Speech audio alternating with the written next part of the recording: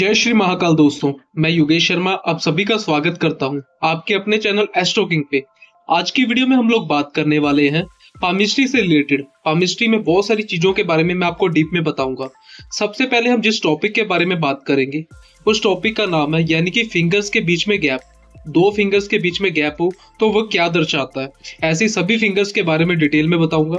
साथ ही साथ फिंगर्स का आकार, फिंगर्स की शेप क्या दर्शाती है, फिंगर्स का कौन सा परम मोटा हो लंबा हो तो उसका क्या मतलब होता है, सभी के बारे में डिटेल में बात करेंगे। सबसे पहले अगर आप लोग मेरे चैनल पे नए हैं, चैनल को सब्सक्राइब कीजिए, साथ ही साथ बेल आइकन को प्रेस कीजिए ताकि आपको अगली वीडियो की नोटिफिकेशन मिलती रहे। सो चलिए शुरू करते हैं।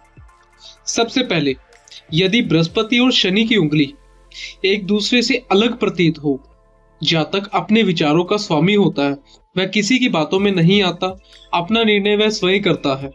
दूसरा, यदि शनि और सूर्य की उंगली एक दूसरे से अलग प्रतीत हो, जातक भविष्य के प्रति लापरवाह और विचारों से आवारा होता है। यानी कि ऐसे लोग भविष्य को लेकर के बहुत कहते इग्नोर करने वाले होते हैं, फ्यूचर को लेकर सोचते नहीं।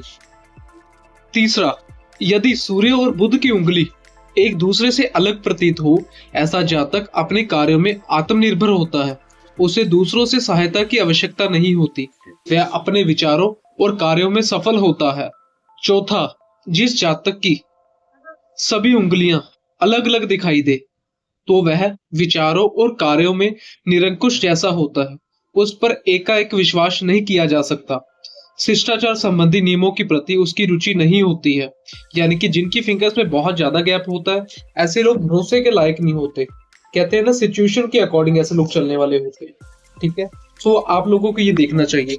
उसके अलावा हम बात करते हैं, इसके विपरीत कुछ जातकों की उंगलियां आपस में चिपकी हुई होती है। यानी कि जब भी पाम को हम सीधा खोलते हैं तो आपस में सारी उंगलियां चिपकी हुई होती है।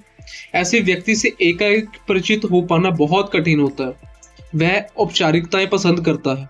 परिचय के समय वह चाहता है कि सम्मानपूर्ण रवैया अपनाया जाए। ऐसा व्यक्ति अपने आप में केंद्रित और कुछ कंजूस किस्म का होता है, उसे अपने भविष्य की चिंता रहती है। साथ ही साथ ऐसे ही लोग पैसे को जोड़ पाने में सक्षम होते हैं जिनकी फिंगर्स के बीच में गैप ना हो। अगर गैप होता तो ऐसे लोगों का खर्चा बहुत रहता है, पैसा सेव कर पाने में इश्यू होते, नहीं तो निरंतर कोई ना कोई खर्चे चलते रहते हैं। इसके बाद उंगलियों का अध्ययन करते समय उनकी लंबाई, पर्वों तथा मोटाई की तुलना करना आवश्यक होता है। उंगलियों के पर्वों का अध्ययन करने से भी बहुत महत्वपूर्ण बातों का पता चलता है। किसी व्यक्ति का यदि पहला पर्व अन्य दो पर्वों की अपेक्षा अधिक लंबा हो तो उसके बौद्धिक गुणों का द्योतक है। यानी कि ऐसा बंदा बहुत ज्यादा इंटेलिजेंट होगा, शार्प माइंडेड होगा यदि पहला पर्वत लंबा है। दूसरा, यदि किसी व्यक्ति का दूसरा पर्व यदि ऊपर व नीचे के पर्वों की अपेक्षा अधिक बड़ा हो, यानी कि ऊपर और नीचे की अपेक्षा काफी बड़ा हो, तो ऐसा व्यक्ति जो होता है व्यवसायिक प्रवृत्ति का होता है। यानी कि काम को चलाने वाला, प्रोफेशन से रिलेटेड सीरियसनेस ऐसे पर्सन में देखी जाती है।